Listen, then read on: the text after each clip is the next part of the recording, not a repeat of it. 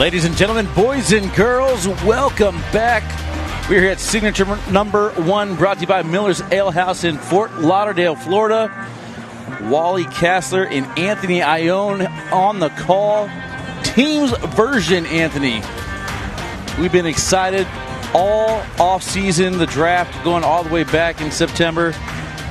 Got my guy Anthony over here to my side, man. We're ready to have some fun. Teams variety starting things off with the Virginia Cutters and the Arizona Burn. Anthony, new format this year, a little bit smaller. Tell us what you want to see this year in teams, man. Yeah, a little bit smaller, and it kind of mixes up all the different formats that we see in the sport of cornhole. If we kind of go back many, many years ago, we used to have the Crew Cup included in the ACL. We're going to bring that back here as a part of the teams event, so that could get a little bit crowded, have a little bit of fun, a couple singles, and you could probably go through them a little bit better. Doubles, and then kind of a new one. This will be fun. One that we don't typically see on a competitive level, tandem doubles. We're going to find out how it works. Let's go down to the court. We see Sammy Sodto warming up there against Derek Holland. So I'm going to go through the matchups real quick, and then we'll go through them individually. Starting things off, we got singles, Derek Holland and Sammy Sodto. Zach Aken's going to square off against Gabriel Clawson. Then we have that fun tandems that you're talking about. After that, we'll go into Crew Cup. And then your final doubles matchup, the captain, Chris Roybal, and Corey Morrison going to take on Logan Chamberlain and Jake Gore. So Sammy Sodto and Derek Holland on the court right now. They're returning from last season on their same squad. Sammy Sodto was drafted last year as a rookie. And I'm saying no sophomore slump for him. He is on fire right now. He's punched his ticket to TV. Teaming up with Gavin Cano this year. Switching things up a little bit from Jake Gore, fellow cutter.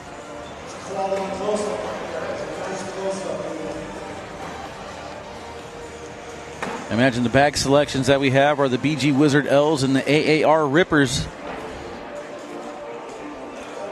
Man, I love what I've seen out of Sammy Sodto this year. We're ready to go. That's a thumbs up, Anthony. Let's get it on, baby. Yeah, he didn't waste any time. I was fortunate enough to call his USA Cornhole Juniors match. That's how he qualified to be a pro. He won that on a national broadcast. On a national level, most people didn't know who Sammy Sodto was. We knew him, obviously, watching him kind of make his moves within the state of Texas. And then when he made his way to the broadcast stage, the question was, how will Sammy Sodto perform under the pressure of the lights, the cameras? And, man, he did not disappoint. Ended up winning that USA Cornhole Juniors event, which brought him into the pro division. And like you've said, he's been just slaying since. I remember going back to that last year. Sammy Sodto was, one of these players. He had a lot of respect and, was really good and had the points, but we were just questioning whether he wanted it or not coming into that qualifier. There's really only 8 spots, and we had to make a 9th one for the winner of the juniors qualifier. So he literally had his back against the wall. Right here in round 1, he's deciding to go up for an airmail early, misses too far to the right, and Derek is going to take advantage of that with the 4th bag down the middle and in. He's starting early 4-0. What do you think about that early airmail? Yeah, the reason why I don't like it is just because of the board speeds we've been seeing here on the Court 1 or on the linear stream. And a guy like Derek Holland's going to find it in favor of him. We're playing with faster board speeds. So, a guy like Sammy Sodto finding himself down 4-0 early. And we saw it in the results of the brackets in singles. We saw guys like Damon Dennis, Matt Guy, even Bear Paw, a lot of these guys that run bags being really successful with the fast speeds. And I imagine Derek Holland will also find that benefit with his style of play. You guys couldn't see it, but all the bags are down in the middle except for the one off the back left. Sammy Sodto finishing on bag number 3. He's got a chance to go in now to get those 4 points back. Yeah, and I think this is going to be a style of different games. Sammy's going to want to cut and roll, but, Derek Holland's PPRs, I don't know how much you guys saw yesterday and today, but on our court over there on court number 2, we were a PPR machine over there. There's Jake Brandon slacking off. I was going rock there. I was going scissors there. I had paper there. Yeah, Derek Holland, you're mentioning PPR, 6th in the pro division on the season, throwing a 10.16. And if we kind of look at some of the singles results throughout the season, like you were saying, Sammy Sodto absolutely killing it. He has won his bracket in open play 3 times, and he's been a top 5 finisher 5 times. If we look over to Derek Holland, once. in the Open Series. So Sammy Sodto coming in as the favorite. But again, I think those board conditions might favor Derek Holland in this situation. Double four-bagger there. Round limited format here for teams. Going into round number 4, the players are heading back down to the right-hand side. This is where Derek Holland gave up 4 points last round. Sammy seems to have fixed himself over on the left side. Sammy Sodto keeps first throw, first bag down the middle and in. Going to be curious to see if he starts throwing some blockers at some point or if he just wants to run bags and think that his best game can beat Derek's best game. That's what I think that makes Sammy Sodto so good is if he needs to run bags with someone, no problem. He can do that. But then he can also flip the switch and bring in that more strategic, speed-controlled game if he needs to. There's a bag on the back of the red zone. Let's see if Derek wants to get aggressive and go for an airmail. If he's fine giving up a couple, looks like a line drive airmail. And again, Anthony, 2 missed airmails early in this match. And both in that same situation. I mean, Sodto going for the airmail drag in round 1, doesn't get it. Holland doing the same right there. So we could almost call that a wash at this point on the airmail drag. So Sodto winning the bag running game against a high PPR guy and Derek Holland up 8-4. Now, Anthony, earlier I was discussing with Michelle about the ability to stay in your game. In other words, if you're playing aggressive the entire way, getting to a championship match or something like that and then switching up and playing conservative because it's round limited, 9 times out of 10 we're seeing them miss these shots. What do you think about, staying in the same mindset as far as how you play the game? I think it's super important, but we've actually seen these board conditions change that for a lot of guys. Having to kind of go to something different. We saw Jamie Graham and Matt Guy battling it out here for 3 matches because of the loss and then the double dip scenario. And man, you're seeing Jamie Graham and both Matt Guy constantly trying to figure out what they want to do. We saw Matt Guy going stick side for a minute. Then he was like, nah, I don't like that. I'm going to go back to slick side. So those board conditions really forcing these guys to find what works. After that missed airmail, Sammy's starting to settle in a rhythm. Here's a blocker. Let's see if the strategy changes a little bit. Derek Holland has brought in a roll to his game as of recently, but you don't want to get in a situation where you have to kind of chase your own tail, if you will. Great job collecting on the left side of the red zone. Meanwhile, Sammy stroking right now. Everything just down the middle and in for him.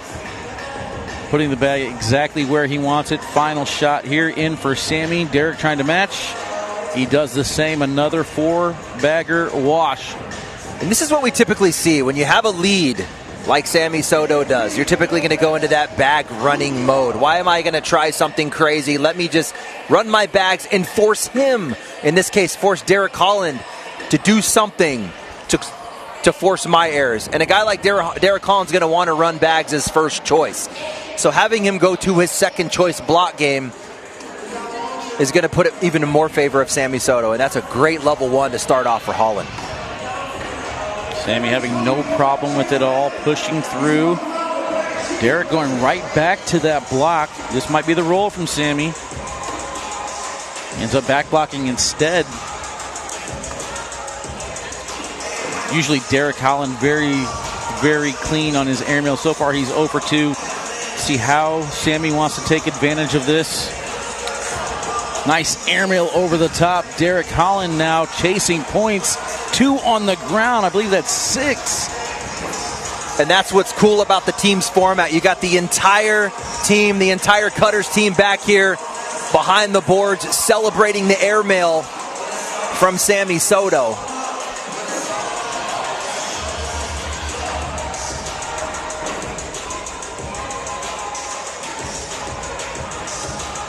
In the driver's seat, bag 1, again, just running bags at this point.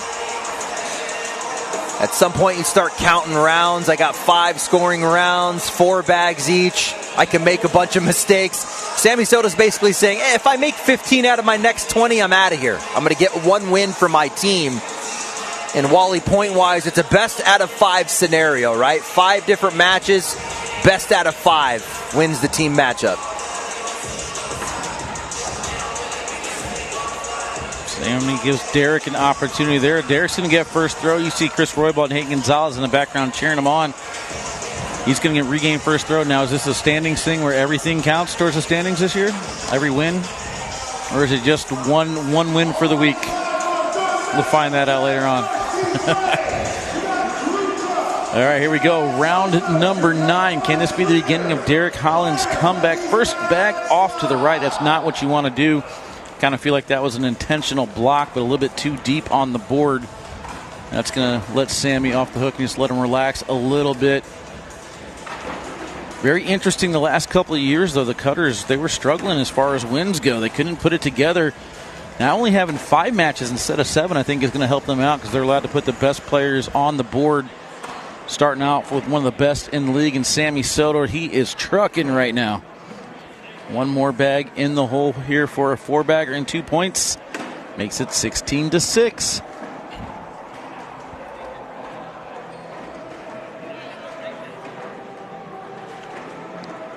Just business as usual. There you see the Arizona burn on the left, the Cutters on the right. Sammy Sodto always looks just so uninterested. You know, he's just dead face. You don't get much out of him emotionally. And that's a big part of his success, I think. The ability to take big misses or big shots and just stay kind of even kill and focus on the next shot. I think that's one of the things that he does best. Well, speaking of big misses, he's setting up a situation here for Derek to get a couple more points. Luckily, Derek is off to the left. He finishes bag number 3 in. See if Sammy wants to go up for the airmail again. I don't think he should with the rounds ticking away. Derek in for 2. He's got it. Change of strategy there in round number 10 compared to round number 1, Anthony. That's going to put some pressure on our next matchup if we look to the singles coming up next. You got Gabriel Clawson, who wins a singles bracket here at signature number 1, going up against Zach Aken. Down 1-0, essentially, if Holland can't pull this out. It's going to put a little pressure on Zach Aken, who's coming up next for the burn in singles. Derek Holland again. First bag off to the side, chasing his own tail. Unable to get a couple points back. He is going to have Sammy moving in the box, stepping all the way out, 3 feet. Getting a different angle at this one. Let's see if Holland does the same thing on the other side. He does not. Stays tight to the board. Ends up going line drive airmail. That was interesting. Kind of landed on top of the pile. Sodto slick side down that time. Goes in clean. Holland having to chase. He gets them all. What a shot. Leaving Sammy's bag on the rim. Unfortunately for him, though, Sodto can clean it up for a wash. He's going to get 2 points after all. 16-10. Check this out. Look at this replay here. What's crazy is the bag at the 8 o'clock stays, gets the double drag, and ultimately earns him 2 points with Sodto unable to get the collect. That hole was getting small real quick. I have no idea how he left that one there. Sodto gave him back those couple points, but again, first bag struggles. This time, no problem. He's in. Coming down to the wire. Has to manufacture something. That blocker hits a dead spot and rolls over and dies. It's only going to make that line a little bit easier for Sodto. He has error to the right with the bump. Now Holland just kind of firing airmail at this point. He is toast. Yep, running out of time. No more rounds to play around with. That's going to do it. Sammy Sodto and the Virginia Cutters off to a quick start, taking down Derek Holland in singles. You talked about it. Next up, Gabriel Clawson, the man of the weekend, punched his TV ticket for juniors and singles.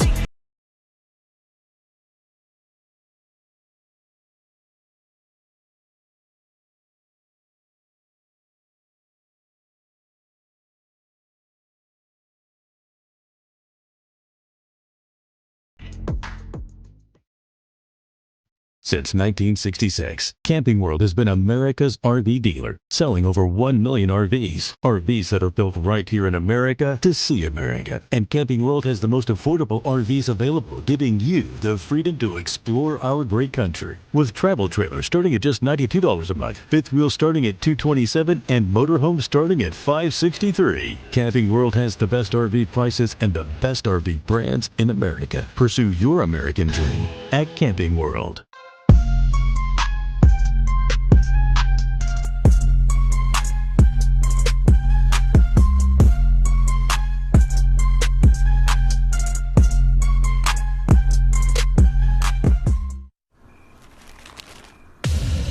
almonds like this, ranch flavor, cashews like that, buffalo flavor. This plus that is flavor harmony. Do all the nuts, and do all the flavor. Cornhole definitely has its own vibe. The American Cornhole League headquarters in South Carolina is the global home for cornhole. I just felt like I could elevate it into a legitimate sport. Anyone can play, anyone can win, and that's true. We have so much broadcast footage. It used to take us hours to sort through it all. Now Gemini and Google Drive can identify video clips and help us write captions for them in seconds. As long as I'm here, we're going to continue to be innovative. All right, good game. We've got a tender navy bean nestled in a brown sugar sauce with a smoky hint of bacon. We're gonna need like a zillion of those. 1 zillion it is. Here's a pistachio, peppercorn flavor. Here's a cashew, Parmesan flavor. Living together in flavor harmony. Do all the nuts, and do all the flavor.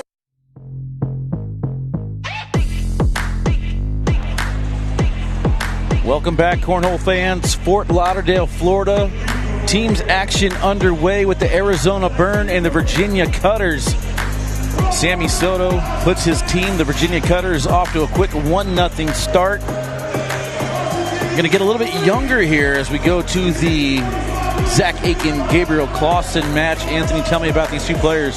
This is actually a powerhouse matchup. I mean, if you look at the junior division, these two guys are going to come to the top of the list. But really the most impressive was Gabriel Clawson in the singles format yesterday, making his way all the way to the end, taking down a bracket. That would be a first TV broadcast for him in a pro singles or doubles event, I believe. Unless it was some junior level. But then you have Zach Aken, also had a good run. I mean, only really getting knocked down by the eventual champ in Tony Smith. So honestly, this is probably the best you're going to see cornhole-wise strategically. The amount of shots that these boys have, strategy, and I hope the board conditions really play in that favor, and hopefully we get to see them highlight that. Big 3-bag push from Gabriel Clawson. Not sure if these are live bags or not, but either way, everything's down the middle, and then you see Gabriel Clawson there striking a couple smiles as he's getting heckled by his own teammate up there in the Camping World campsite, the campground viewing deck. Jacob Gore heckling him as he hits that big push. But I think we are underway. The ceremonial knuckle tap has begun. Zach Aken, first bag down the middle and in. He's throwing, I believe, Lucky Pro Sniper Elites. And then, of course, the Wizard L's in the hand of Gabriel Clawson. This is going to be a little bit more of a strategic game with Derek Holland and Sammy Sodto. You saw a lot of running bags. I think we're going to get a lot of situations like this where these guys have speed control and they try to create messes. Good news for us, Anthony, that's going to create a lot of awesome shots. That's the cornhole I love, man. That's the cornhole I love. And if we look a little bit about Zach Aken, really just coming onto the scene this year, actually along with Clawson as well, both boys really making their names known, man. Zach Aken, a successful opening to the season through the opens. Let's see. 8 times he has finished 5th in bracket or better, which is pretty amazing. And 3 times he's won his bracket in singles. So unfortunate break there for Gabriel. I believe he thought they were going to hold up, but everything falls. I believe Zach Aken's going to get a couple points that he is 2-0 start. Maybe a timeout might have helped him. Take a look at that pile on the hole and you see if you're in trouble or not. Instead, he threw the bag. Zach Aken gets first throw. Going right to left now with his arm over the board. That first one going to skip the red zone. That's out of play. Clawson does not help himself out, though. I would have expected a block to maybe try and maximize the round against Zach Aken. Points are going to be at a premium. The question is, does Clawson go and get that airman? We saw in the previous match both players going for those drag opportunities. In those cases, it hurt him. Zach now trying to sneak in there, but again, skipping right over the red zone. He's having some speed control issues and questioning the look on his face. He doesn't know if I'm Gabriel, I'm getting aggressive here. He's not yet. He's going sticky side. Frees that bag up on the right-hand side. He's in better position. Zach looking for a wedge. Can he fit it in there? He does. That's about as good a wedge as you can get, but I'm sure everything's going to fall. This has got to be slick side in the hand. Hopefully that falls on impact. Well, I was going to see a bag fall, but it was a throw bag I was thinking was going to go in, not the clip off the right. That was a unique turnout, but still a wash. He was going for the collect there, but instead he kind of ramped over the pile. Luckily, he landed on his other bag, so that one from Aken didn't fall. Zach Aken is going to have first throw. He cleans up first bag. These boys are pretty much running bags, which we'll see in that. This is, again, shootout format or that round limited format. We see that usually out of the gate. Both players starting to run bags, just seeing who's going to make their first move. And in this case, I bet these guys are pretty even in running bags, right? So it's like, who's going to make the first mistake? Yeah, I think as far as the strategic play goes, Zach Aken might want to roll a little bit more. But Gabriel Clawson does have the airmail that he can hold his own with. So blockers might not happen as much as I thought. But I think the first round it looked like he was going for a blocker, missed to the side. Second round he just went to slide and ended up going over the red zone. So almost like an MMA fight. In the first round they're trying to jab at each other to get the distance and the speeds figured out. Gabriel going to pick up 2 more points there, tied 2-2, going right to left.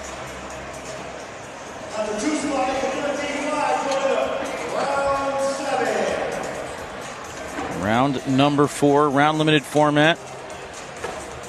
For the most part, team's still kind of quiet.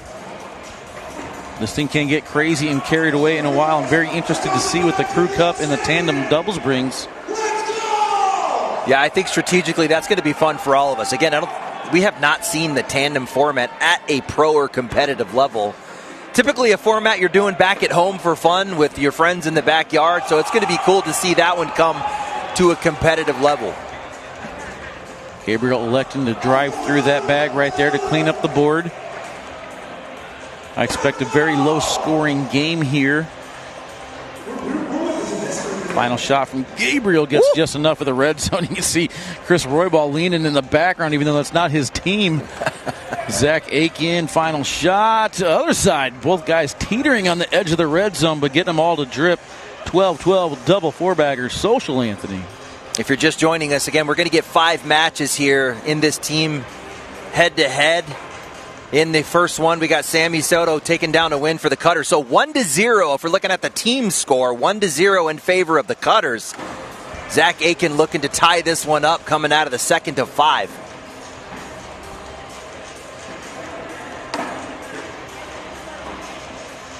Anthony, this is what, our third year doing teams?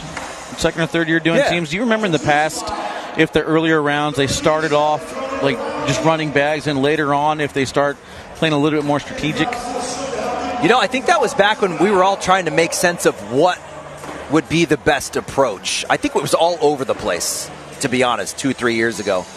At this point, we've had so many round-limited matches, especially through the shootout series, where we're starting to see that kind of settle as the go-to strategy. Especially when you have a lead. These players that have a lead, they switch to the bag running methodology and just try and run their way all the way to that last round. You're basically just trying to milk the clock, if you will.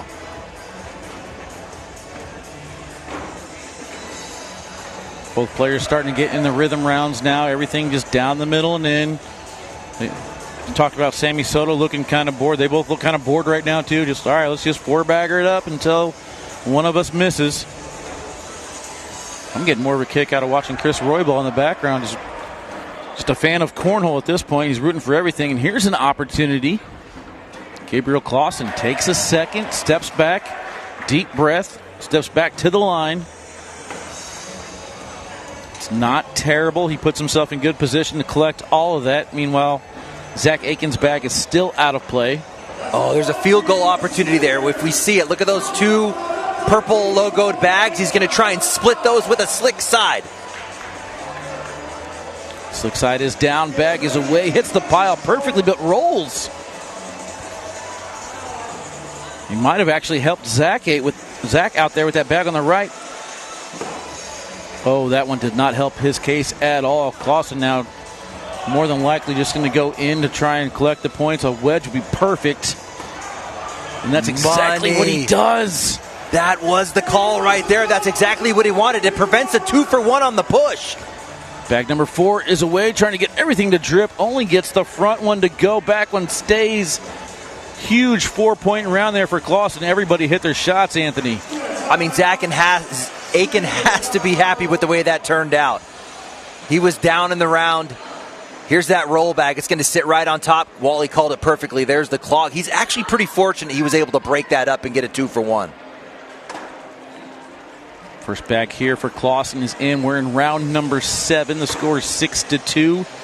Blocker now from Aken. Here comes the strategy. As we get in the later rounds, he's going to try and force Clawson to make some misses, and it works.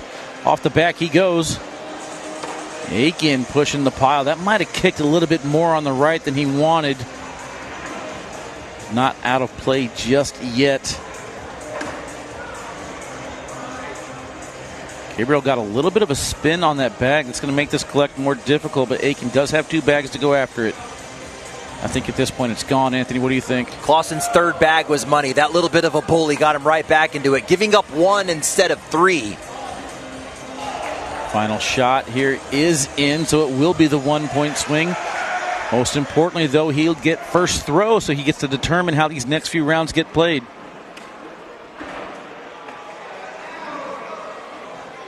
If we kind of look at the gap here, a 3-point gap. We got 5 scoring rounds. If you're Zach Aken, you kind of stay in your game. You don't need to do anything crazy here. There's a lot of time left, a lot of bags left to close up this 3-point gap. Missed block too far to the left for Aken. Gabriel's going to step out and try and cut around it, no problem. And now instead of being in charge of the round by throwing a first bag blocker, Aken now chasing his tail, trying to get back into this round, hopefully looking for a wash. See if he goes back to changing that strategy up again. Maybe a blocker here on bag number 3. Nope, goes in. Left side of the red zone, it drips in.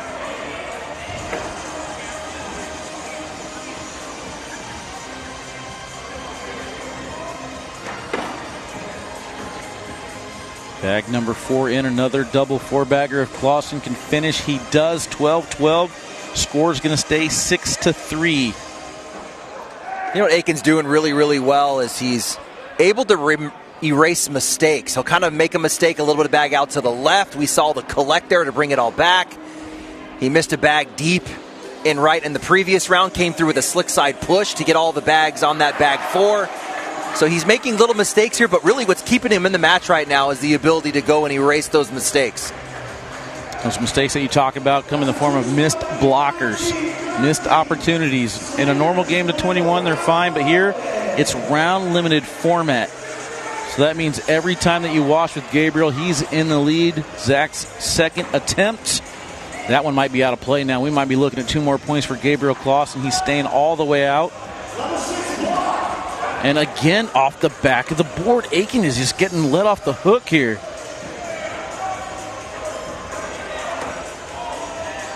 Sticky side push into the pile. I take it back. These are Lucky Bag Lucianos. I apologize. Not sniper elites.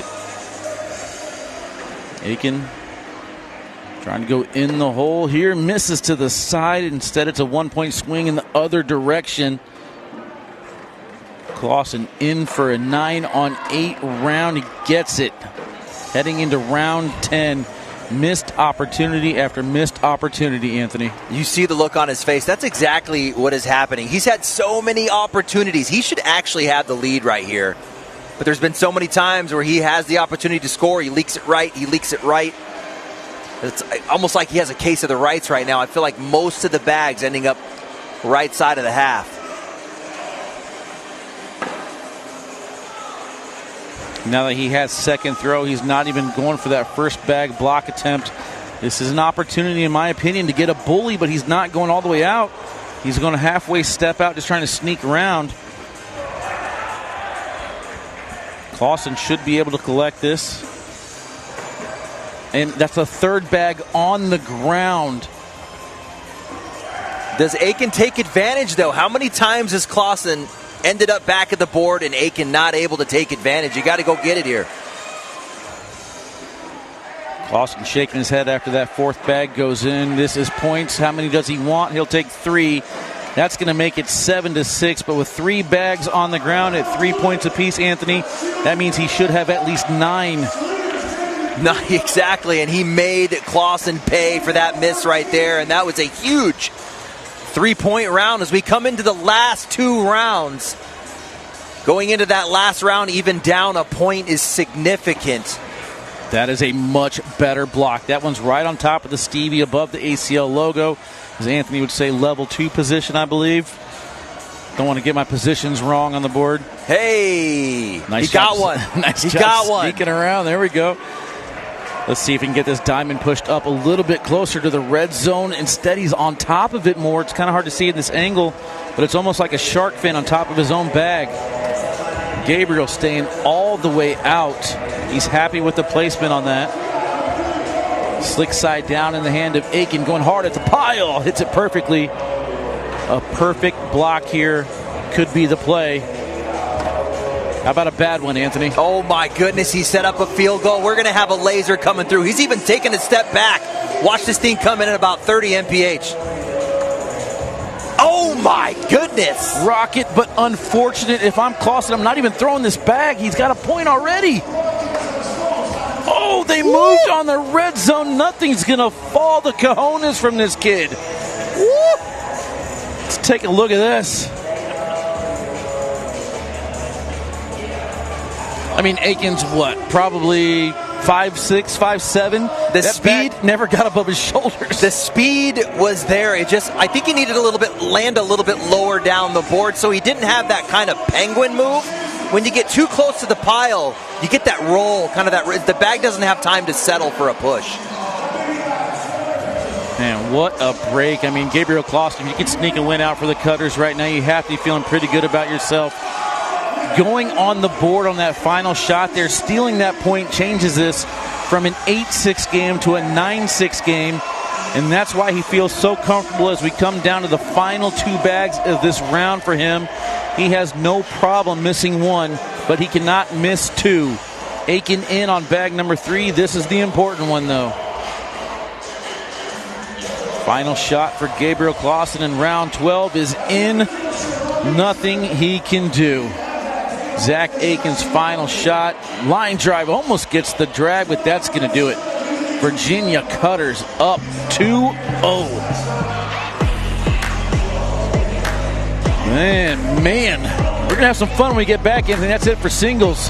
Virginia Cutters up 2-0. When we come back, let's check out this tandems. See you in a few.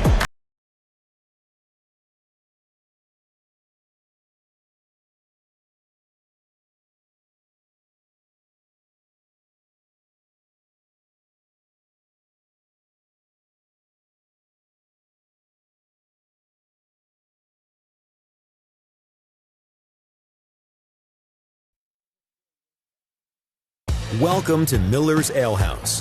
Hey, would you mind? I always sit here during the games. It's my lucky chair. Yeah, my team has scored twice since I've sat here. I can't move now. This is my lucky chair. Hey, you're in my lucky chair.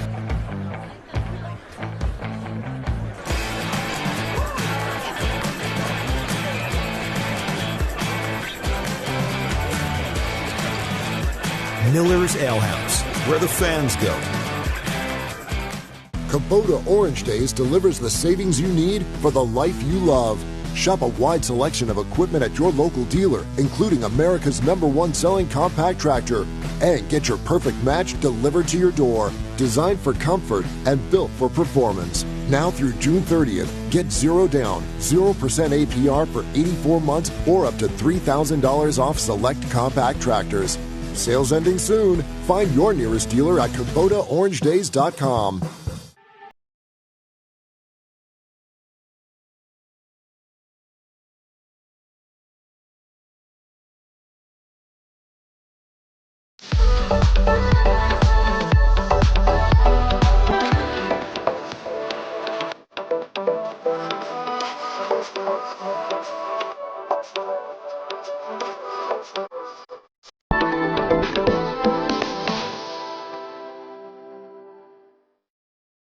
Since 1966, Camping World has been America's RV dealer, selling over 1 million RVs. RVs that are built right here in America to see America. And Camping World has the most affordable RVs available, giving you the freedom to explore our great country. With travel trailers starting at just $92 a month, fifth wheel starting at $227, and motorhomes starting at $563. Camping World has the best RV prices and the best RV brands in America. Pursue your American dream at Camping World.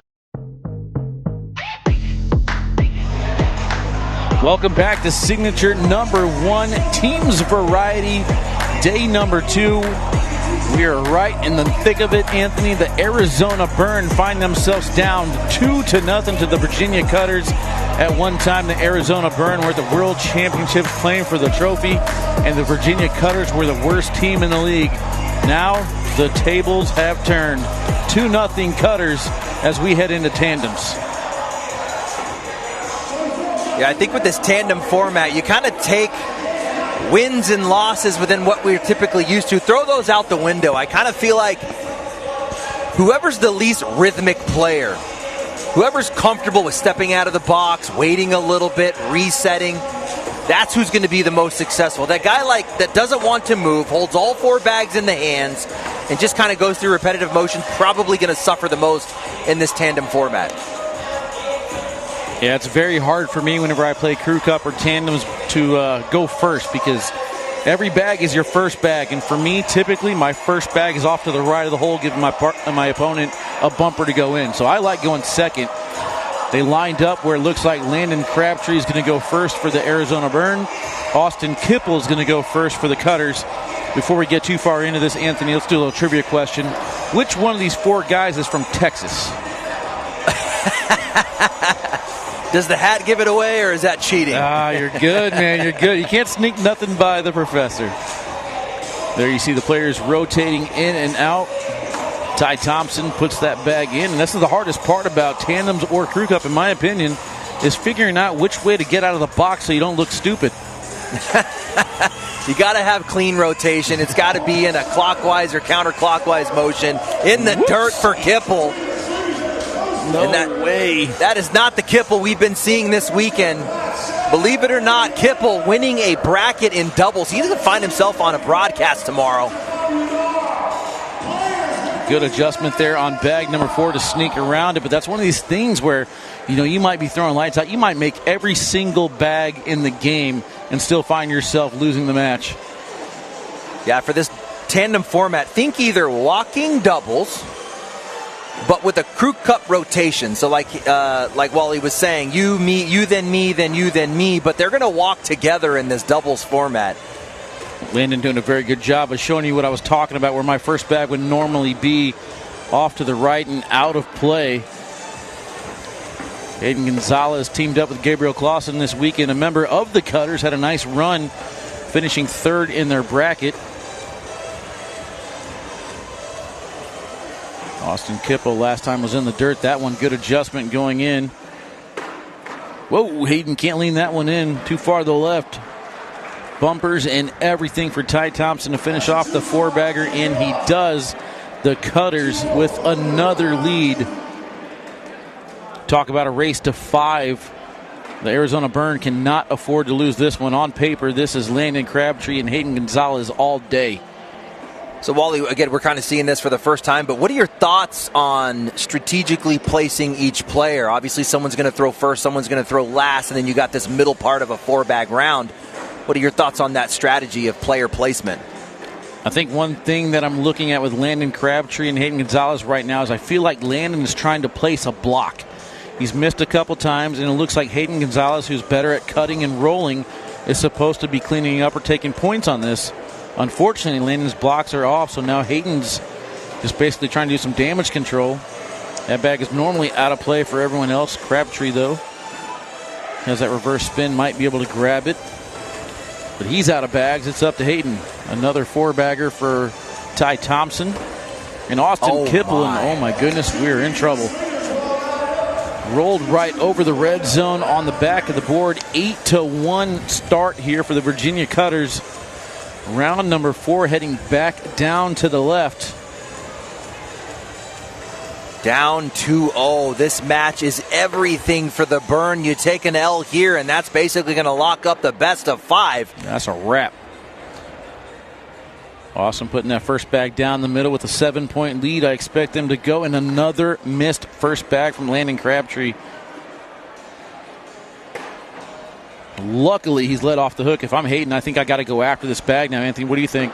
Got to. I mean, you got to make a move now. You got a team behind you that's ready to play, and if you don't pull a win out here, it doesn't even matter. It's about as good as you can do. He's got both bags on the edge of the red zone. Kippel stepping out. He's not going to even mess with that front bag. He goes in clean. Nice shot. Whoopsie. Got a little cartwheel there, but it works. I don't think that's what he drew up, but I think he'll take the result. Hey, it ain't got to be pretty. Just has to go in. Crabtree now taking his time. He is flipping and spinning and contemplating and shooting, and airmail gets one of them. I'm actually surprised on the airmail there. I thought a step out, slick side collect might be in play and less risky, but hey, it paid off for him. He got the drag. It's not a bad roll as it's going to take the front edge of the red zone off. It's going to be a perfect airmail attempt here from Hayden. He can either go in clean for 2 or grab that bag for 4 or knock it in accidentally for 1. It's a couple oopsies in that round of 8, but hey, you'll take a 1. You got to make a move here in round 4, down 7.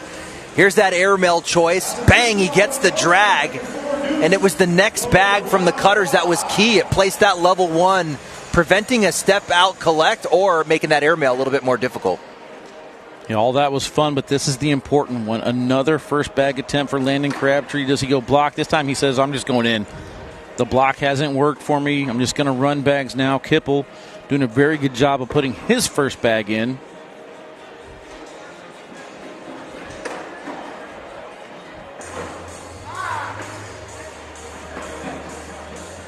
Ty and Kippel on a run. Crabtree, again, not going with the block, just going in. I think that's a smart play. Kippel, he's on fire right now, picking it back up. Ever since that front board, he's been lights out, plus a little bit of luck. It never hurts. 4-bagger for the Arizona Burn. 4-bagger for the Cutters. Score is going to stay 8-2 as we enter round number 6, going down to the Corn Nuts and Camping World side. With Crabtree taking a kind of a bag running around. We see that sometimes to reset, kind of recalibrate your speed. Now I would like to see him come back with that block bag. He kind of found his line there with those last 2 shots. He doesn't like it. You see the look on his face. It was actually a block attempt. Again, we're dealing with faster conditions here on the live stream court than we typically see. It's a little bit harder to stop that bag on a dime. Ty chases, didn't mean to do that. See if Crabtree can cut across or if he wants to go up top. I can never predict Crabtree's reverse spin. I played with one of my buddies back home. He has reverse spin as well. And I couldn't tell him how to play strategically for the round. What a collect. Bring that one back in for Kippel. See if Ty Thompson can finish it off. Oh my goodness, things falling apart here for the Burn. 3 bags out of play with no hope whatsoever. Meanwhile, Ty Thompson collecting on bag number 4. Anthony, have you ever played with anybody who has reverse spin? You know, I have played with old Gustafson back in the day. When I was a pro, he was in the field. Good dude. We've thrown a little bit on the board. It's weird. Everything's just backwards and confusing. Yeah, I remember telling him, I was like, I would step out and do this. He's like, I don't think I need to step out. I was like, well, you do you, dude. I don't know which way your bag's going to turn once it hits the pile. Yeah, if to look at the first person to do that, you go back to an OG like Tommy Gustafson, and he had that reverse mom, but the first to really showcase that. Hey, finally, round there 7, it is. The block comes in. You see the broadcast underway. People popping over there. What a pop out of Thompson's bag there. That's such a good bag. That's a 2-foot lift. You're going over 2 feet in a roll condition. So hard to do. And these guys do it 3 times in a row. It's so hard we can all do it. Kippel had an uglier version of the same shot, but it goes in. And they're having a kick out of it. Landon wants to leave that bag in place. Let's see if Ty can do it one more again. He can. How about Kippel and Thompson? Hayden trying to clean it up now. Slick side down off the back. 5-point round. 19-2. Heading into round number 8. Kipple, like, it is what it is. There's Jen of the content team. Looking on, waiting to get some pictures of the winners. This pace, it's not going to be the cutter, or not going to be the burn, sorry. That's really the first mistake that we've seen out of Kipple since he put that bag in the dirt. And that is what Crabtree's been trying to do the entire match. And then we would think he's going to come through and clean up here with Gonzalez. Gonzalez had the same problem earlier in doubles where he did not want to turn that back over and go slick side. Ended up costing him over there. Might have cost him right here. Crabtree trying to bring it a little bit. Actually, he went blocker instead. Trying to force Ty's hand. Going up for the airmail. Didn't need to. Rims around. Stays on the board. There's a lane here to get a couple. Try and make this 19-4. Or drive all the way through. He's going for all of it. Whoopsie. The mistakes have been the best shots of this game. We're going slick side, hopping over piles. We're going cartwheel rolls. Either way, it's going to be 19-4. The Burn get first throw, and they have 4 rounds to try and figure it out.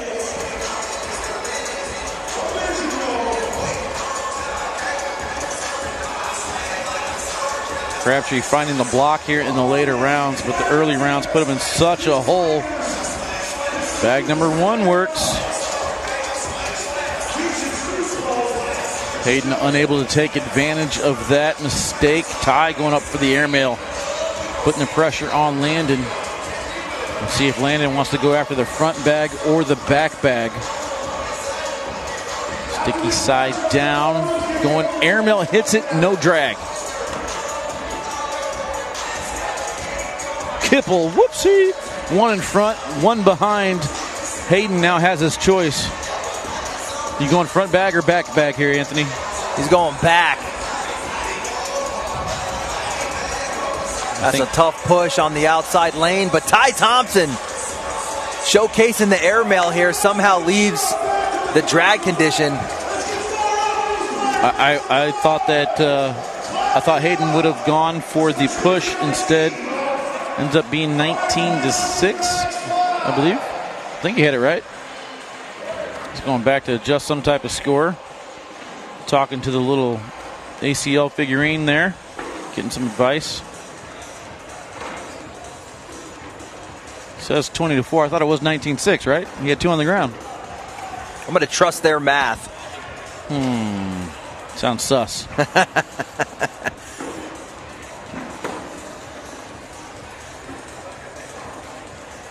Or maybe it was 6-5.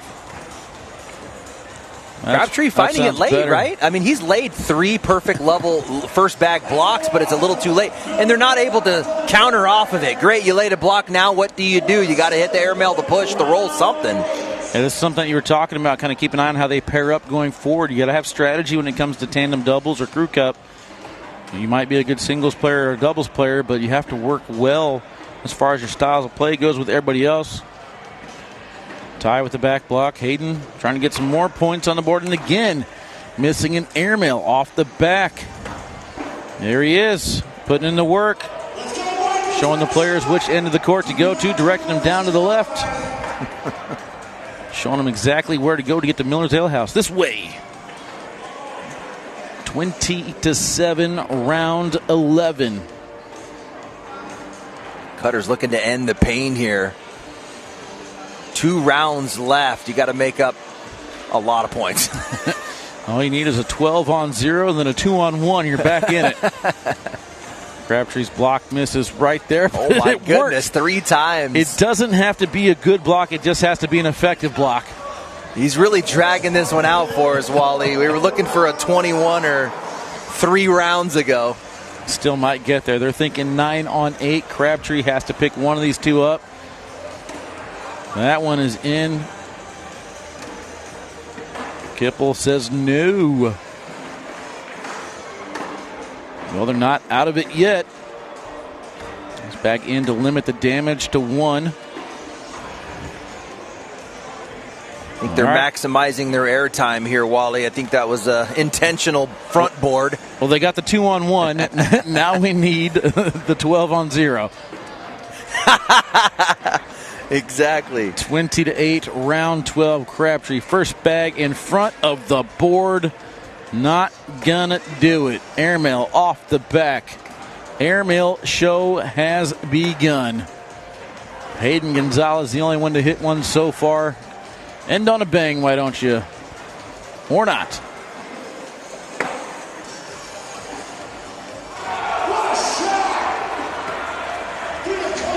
That's going to do it. The Virginia Cutters, once upon a time, was one of the worst teams in the league. Taking on the Arizona Burn. They're off to a quick 3-0 start.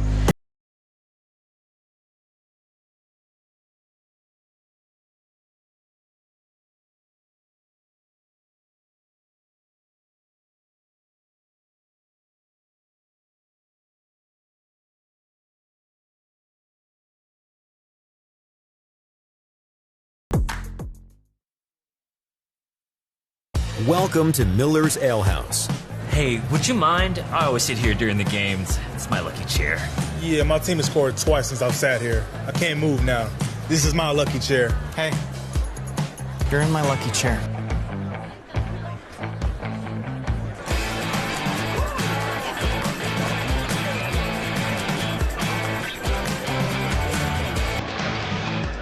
Miller's Ale House, where the fans go.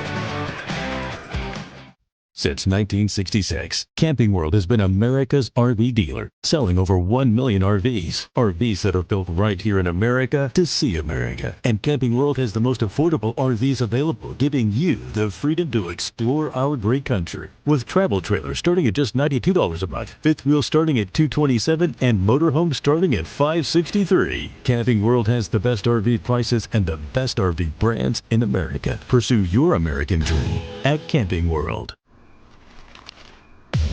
Almonds like this, ranch flavor, cashews like that, buffalo flavor. This plus that is flavor harmony.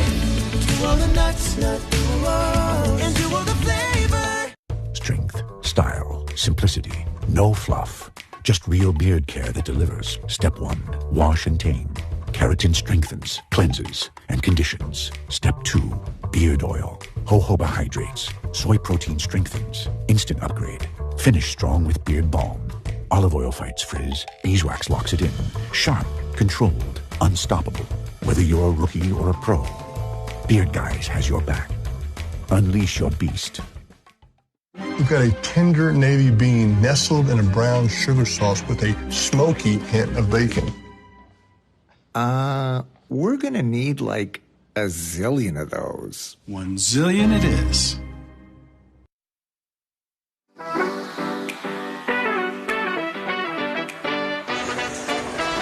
Welcome back, Cornhole fans. We're here at court number 1.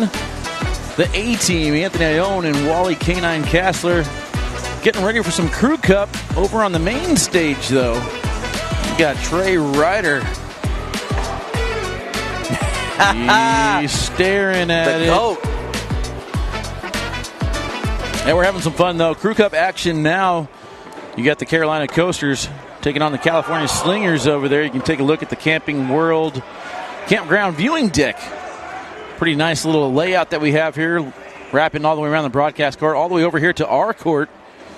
And on our court, we have the Crew Cup squad of Justin Stranger, Leston Allen, Lexi Hugeback, Brady Foster.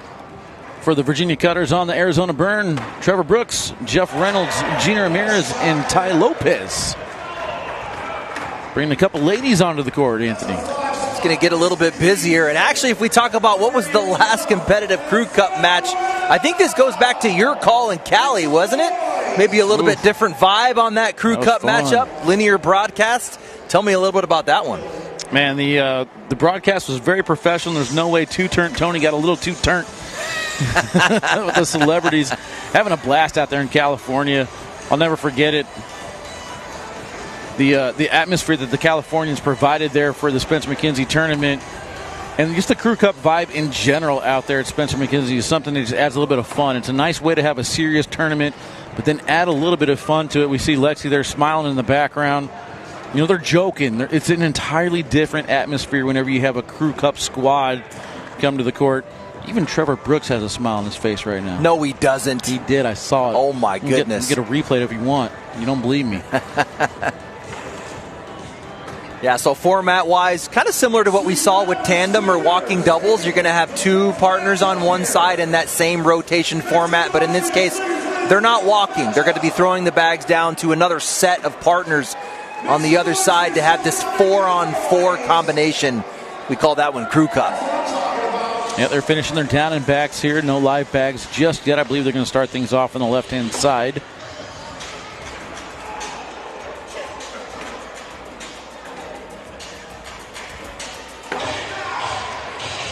Something fun, too, with this team's format. I mean, we're seeing a lot of players showcased here on the live stream that we wouldn't typically see, right, through the singles and the doubles format.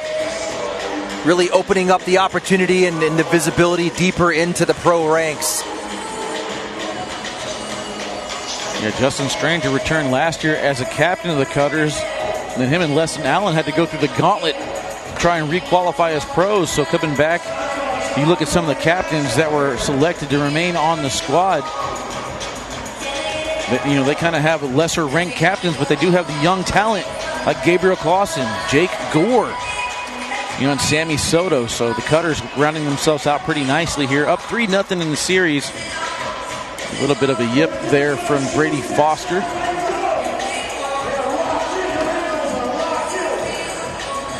Was able to make the adjustment to get that bag to go down the middle and in. Trevor Brooks is probably going to have a little bit more fun playing Crew Cup than what we're used to in the past. There's a couple highlights chirping back and forth with Jake Drzinski, if you remember that one last year for teams with the Woodchucks. Oh, yeah. That was one of the top moments of last year. Third back block, Jeff Reynolds right over the top. One of the best air mailers if we talk about OGs 9 years ago. I remember one of the first videos I saw was this every time. I love it. Yeah, Jeff Reynolds hitting 16 airmail in a row. And this was just when the game was becoming popular. So to hit 16 airmail in a row back in 2015, 2016 was pretty amazing. So a couple OGs actually on that side. Trevor Brooks also, he's been playing this game for a long time. Yeah, actually back in the day, the time frame that you're talking about, an airmail was looked at as almost as impressive as a roll bag is today. Yes, sir. The game has evolved. And, of course, on Jeff Reynolds' squad, they're throwing Reynolds bags. On the other side, the Cutters are throwing some Brotherhood, I believe, Wingman L's.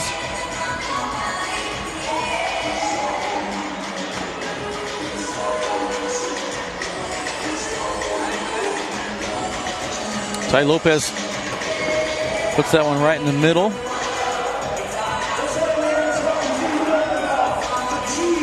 See if Allen can clean this up a little bit. Leston looks like he's electing to go in. He's not afraid to give up a couple points. Don't want to get too far behind. His team's already got the win. We were told by Jake Brandon that every win counts towards your standings. So if you win 4-1, your standings are going to reflect 4-1.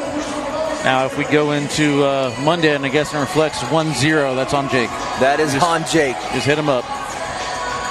Yeah, we talked about the team win. I mean, certainly they're going to be going head-to-head in 5 matches.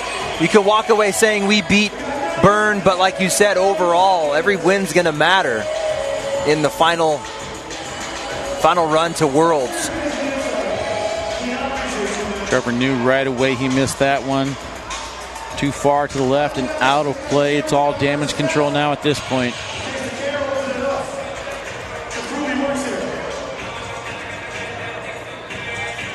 Lexi Huge back there on the back right. A multi-athlete, also a basketball player, college basketball player, now turned coach. So she's staying within the game, now on the coaching side. Coaching Brady right there saying it's okay, that's going to go, we're all right. Players down on the other end trying to hype them back up, but another one left hanging off to the side from Lexi. Lexi's had one of the most fun moments. I believe it was Westwego, Louisiana, when she was on the broadcast course. She had a good time playing teams and She didn't know the camera was on her at one point at the celebration. She's doing the finger guns. Nowadays, you get fined for that, you know. Get suspended. Oh, skips the hole but ends up falling back in. That means a 10-10 wash.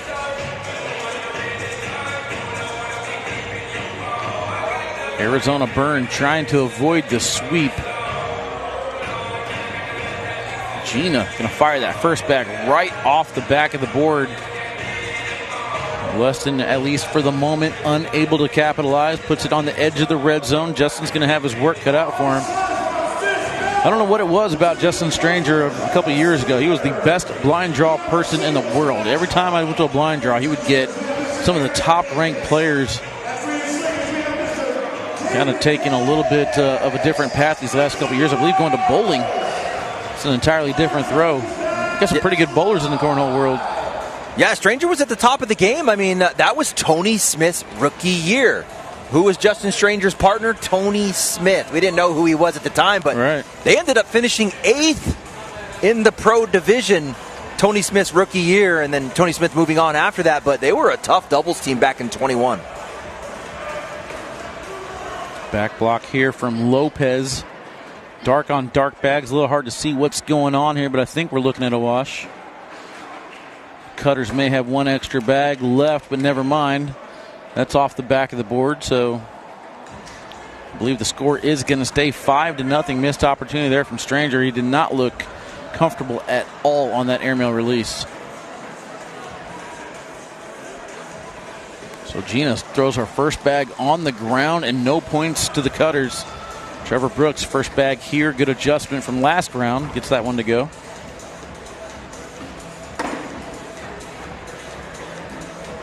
Seen a few players, Anthony, throw their first bag and then go in the hole, and they start shaking their head right away. I think they're wanting to mix it up in this Crew Cup format. Make it fun. Put a little laundry in front of the hole and force some more complicated shots. We all want the airmail. We all want the roll. But there's really no such thing as an open board airmail or roll at the pro level. I mean, you can do it, but there's no such thing.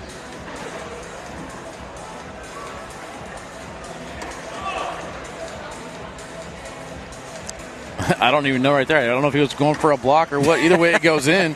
Trevor, with the lead, looks a little confused.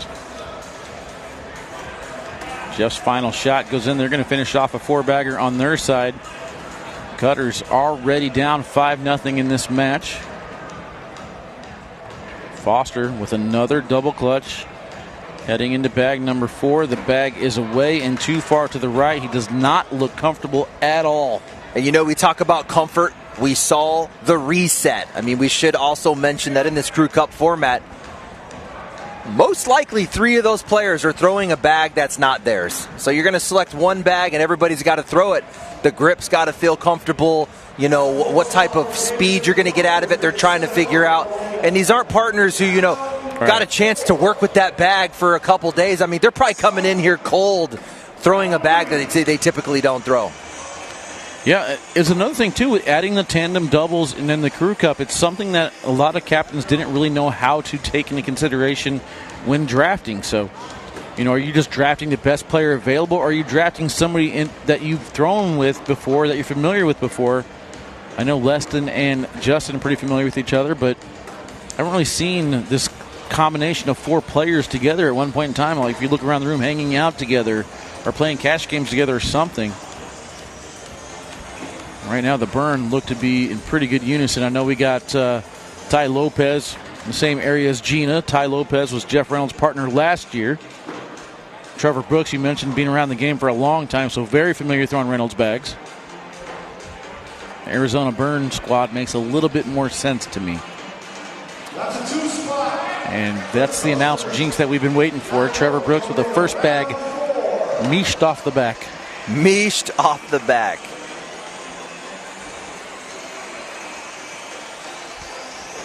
Saw earlier Mish in the background getting ready for her live feed a little bit later. 5:30.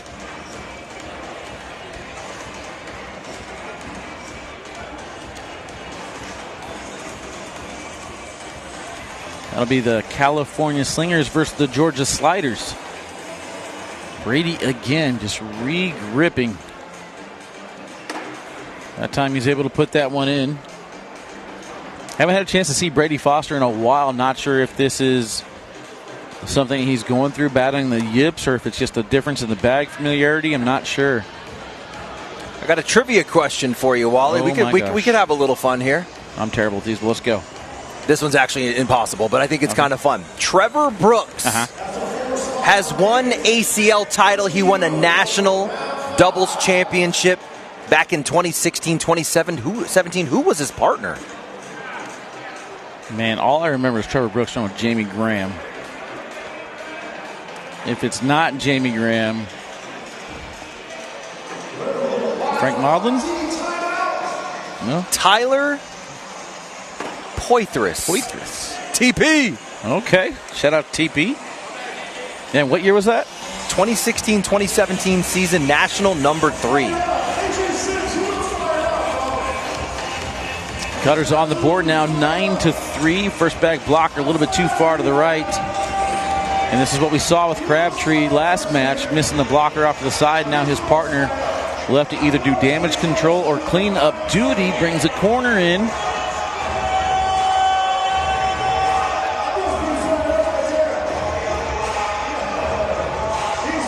Ty Lopez in the burn, trying not to get skunked. It actually works out, pushes that Brotherhood wingman L off to the side.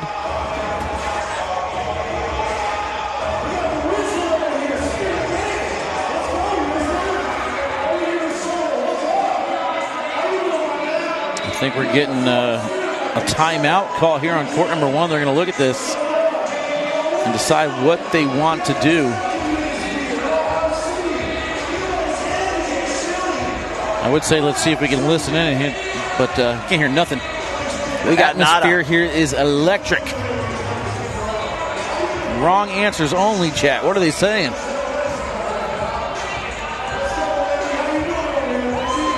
Devin Harbaugh says, dang, forgot about that. He was around back in the days. I got another trivia question for you when we go to the other side between rounds. Okay.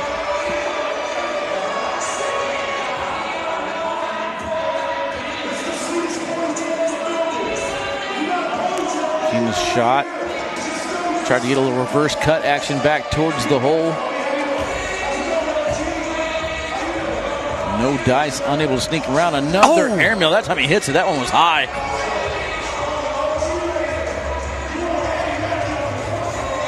Final bag here for Ty Lopez in round number 9 with a 9-3 lead. He's never afraid to shoot an airmail. Says come on instead of let's go. Is he changing? All right, what do you got for me? All right, we talked about Trevor Brooks has an ACL title. There are 2 more players in these 8 that have an ACL title. Who are the 2? 2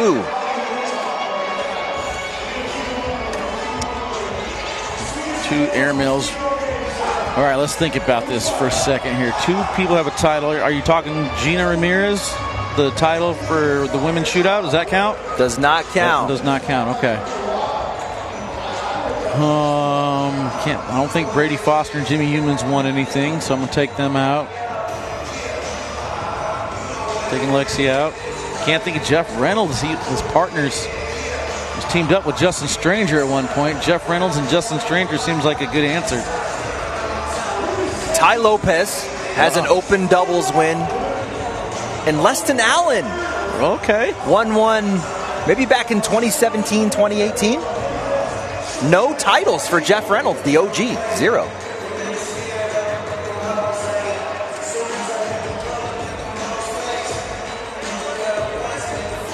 It's crazy. You think the contributions to the game, people have been around that long in the game, such a heavy influence, you'd think that they would have a bunch of titles. How many titles would Jeff Reynolds have if he wasn't making bags half of his life? That's the question.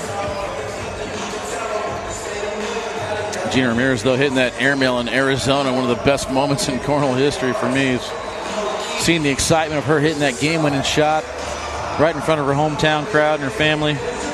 And how it happened. I mean, Gina Ramirez was pulled off the couch. Yep. She wasn't even a pro.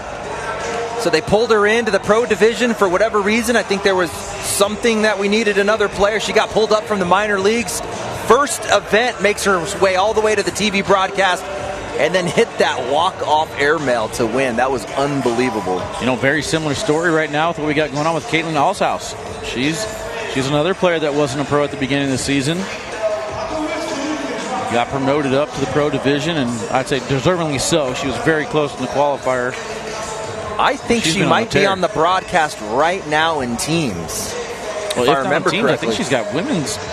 She's in the Final Four in women's, too. Oh, and she made the Final Four in women's, so that'll air tomorrow? Yeah, I believe so, yeah. Push in the pile. Tomorrow at noon, the truck says. Gina pushing through. 2 Reynolds, 1 Brotherhood sitting on the rim. Weston trying to go low at the pile. Good speed control. The back Reynolds bag does not fall. Ty asking Trevor if it's going to go with a normal push through. We will see. Thomas Stranger says Justin has a Crew Cup title. Not exactly how Ty drew that up, but he gets it to go through. Justin finishes it up on the other side. Score is going to stay 14-3. Running out of rounds, Anthony. 14-3, round number 11. 2 rounds left to go. I mean, it is Crew Cup. If there was ever a format where you're going to pull out, 12 points in 2 rounds, this would probably be it.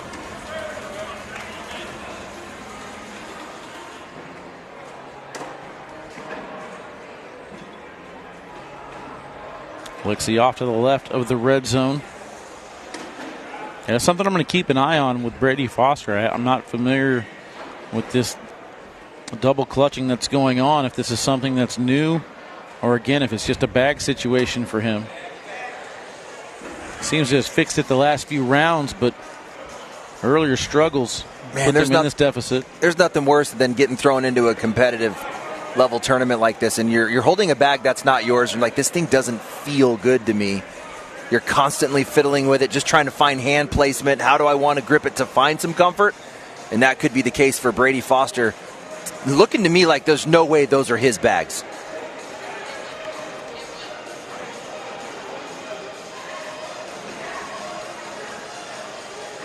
These could be Lexi's, if I had to guess.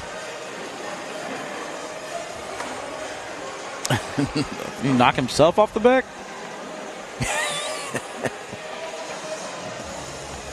No, he knocked the other one all right. 14-3. Dark bags on dark bags are hard to see. Something we might have to look into changing so we can have our colorblind announcers be able to see things a little bit clearer. That's right. Locker to start off the round. Leston going up for the airmail. We're having some fun now. No chance of scoring 11 points, so you might as well just put on an airmail show. The Arizona Burn get back into it as far as the standings go, but they are going to fall to the Burn. Question is, will it be 3-1 or 3-2? Next up will be doubles action. Chris Roybal and Corey Morrison for the Burn to take on the Virginia Cutters, Logan Chamberlain and Jacob Gore. That's going to do it here for Crew Cup. I like the wrinkle, a little bit of fun there with tandem doubles in Crew Cup. This is the serious one. Every teams will end in doubles action.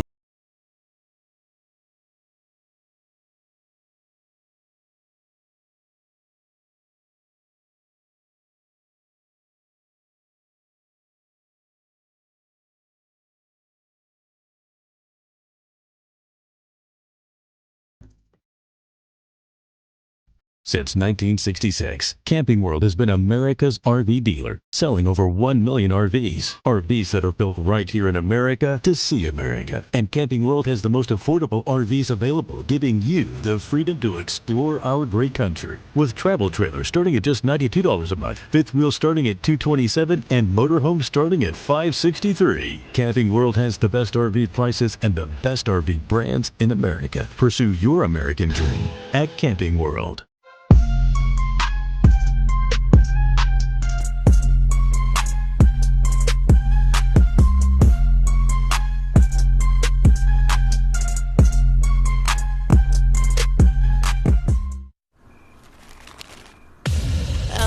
Like this ranch flavor, Shoes like that. Buffalo flavor. This plus that is flavor harmony. Do all the nuts, and do all the flavor. Cornhole definitely has its own vibe. The American Cornhole League headquarters in South Carolina is the global home for cornhole. And I just felt like I could elevate it into a legitimate sport. Anyone can play, anyone can win, and that's true. We have so much broadcast footage. It used to take us hours to sort through it all. Now Gemini and Google Drive can identify video clips and help us write captions for them in seconds. As long as I'm here, we're going to continue to be innovative. All right, good game. We've got a tender navy bean nestled in a brown sugar sauce with a smoky hint of bacon. We're gonna need like a zillion of those. 1 zillion it is. Here's a pistachio, peppercorn flavor. Here's a cashew, Parmesan flavor. living together in flavor harmony. Do all the nuts, and do all the flavor.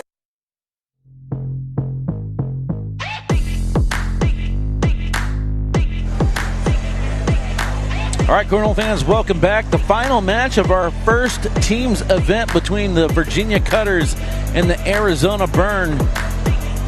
We've seen 2 singles matches, a tandem doubles, and a crew cup. This is the final match here. Doubles between Chris Roybal and Corey Morrison, and Logan Chamberlain and Jacob Gore. Carolina Coasters taking on the California Slingers over there. Kind of weird seeing Damon Dennis in a Slingers jersey, man. I thought that would have been Kentucky Colonel for life. Teams action underway. Starting things off on the left-hand side, Roybal and Logan Chamberlain.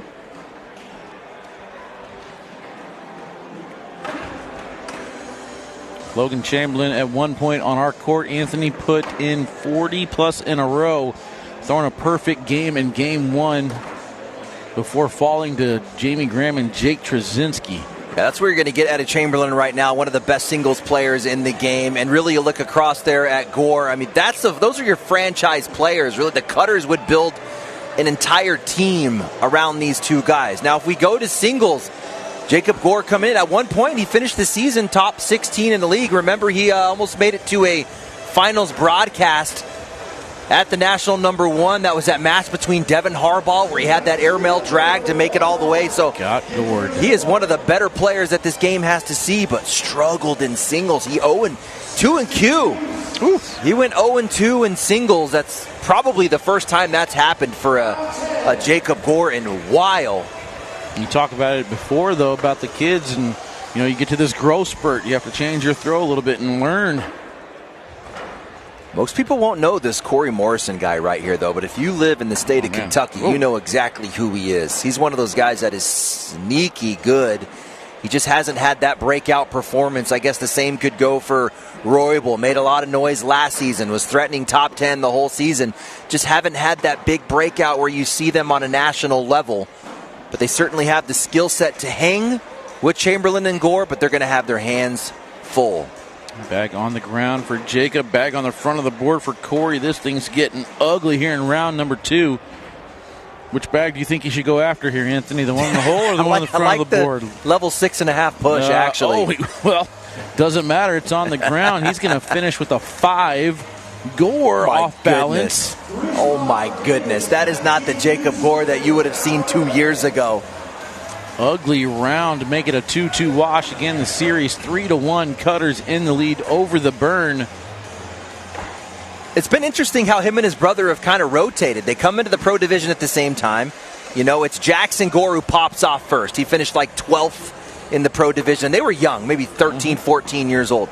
The next season, Jackson falls off. Jake has a heck of a season, moves all the way up to top 16. And now it's Jackson Gore kind of making this comeback. And then Jake Gore kind of falling. So it's kind of this weird back and forth thing. They can't seem to click at the same time. I talked to Jackson Gore about that in Virginia, and he said, I've already grown. I've hit my spurt. Jake's going through it now. I'm trying to talk to him, but he's my brother. He won't listen to me. Everything I say is wrong. And if you know Jackson Gore, he's been in all of our DMs telling us all he is going to be comeback player of the year. And so far this season, he is backing it up. Logan Chamberlain with one on the back of the red zone. Chris Roybal Trying to put the final bag in. He's off to the right. I believe at the draft we were talking to Anthony about the Island of Misfit toys for the Arizona Burn, and everybody with their unusual throwing styles. You never liked Chris Royball's snake approach. I loved it. The three wind up before the throw. Little snaky snake. He cleaned that up. He cleaned that up significantly. Oh man, but yeah, Zach Aken, Landon Crabtree, all players with unique throwing styles, but usually pretty effective. Jacob Gore struggling right now. Man, I've never seen Jacob Gore throw like this before. It just doesn't look clean coming out of his hand.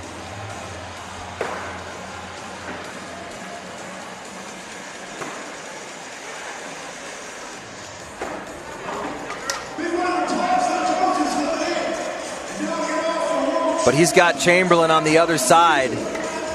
Again, one of the best players in the game right now. Got himself in a little bit of a hole right now. 6-2, round 5. Royball's first shot drips in the front. Again, this is just to pretty much add to the standings if that's how it plays out.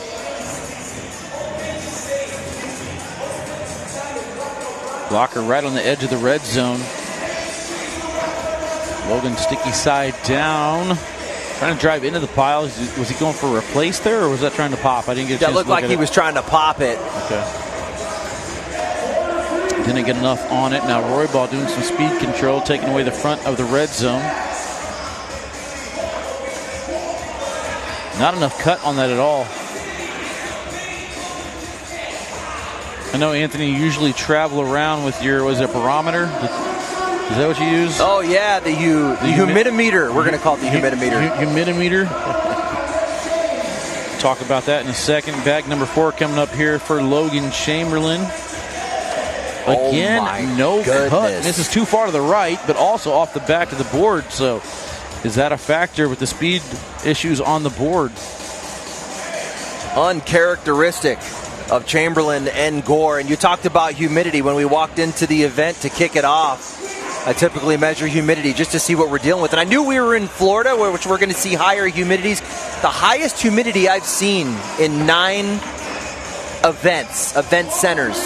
We were topping 60 to 65% humidity. But what's crazy, and this affects the speed as well, is these boards are, at least in this lane 1, they're right below some constantly moving air. So any humidity that you're going to build up on the board, I think that air is just kind of like taking it away, and there's nothing really to stop these bags when you have cold air blowing down on a board like that. Yeah, I've seen a few players over the weekend not too happy about the board conditions, so maybe going forward, no more air conditioning. Gotta play in the heat. Heat it up. Tough it out, guys. Yeah, and just to give you a comparison, we played in Colorado last year. It was 27% out there in Windsor, Colorado. So we're more than double in the building right now in Florida. Arizona Burn looking to make this a 3-2 series here in round number 7. Logan still doesn't look like he's getting enough bite on that. Cutting back right to left. These are the same bags that he threw in doubles earlier today with JBJ. And I mentioned he had that long run. Hey, this is the same situation that Roybal put Chamberlain in the last time. Let's see how Roybal handles this level 1 block. Same thing. Chamberlain was out to the right. Roybal out to the left. A chance to push through here, slick side to get some points. I think he'll get a couple points out of that one. Going to make it 11-4. Going to give Jake first throw, but again, you talked about it. You haven't really seen much out of Jake that you're liking so far this match. Looks a little off balance. Bleeding bags off to the side. The first bag here goes in. He was trying to block. He says you can see him mouth the words. Again, Anthony, doesn't have to be a good block. Just has to be an effective one. Even if it's in the hole, it worked as Morrison leaves one off to the right. Yeah, just the bag out of his hand. I feel like his rotations have dropped by half. It's just a slower rotating bag, a little bit wobbly, if you will. He typically has a nice loaded spinning bag. Looking very frustrated. I mean, even though he's not feeling good, he's shaking his head. Logan's not getting his cuts. Jake not able to place his blocks. It's 11-6. We're in round number 9. They're still in that position where you got to think 2 points per round will win us this game. And they could have done themselves a favor. I mean, look to the previous round. Chamberlain's push bag came up short. Gore misses a bag 4. That's 4 more points. This should be an 11-10 bag game.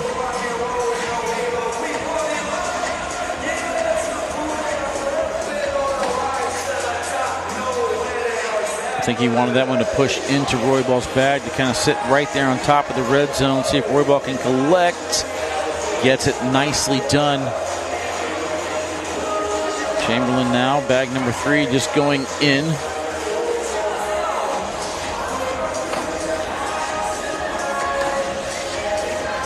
Bag number 4 here, an important one. This is going to change the concept. How many rounds they have left to get back into it.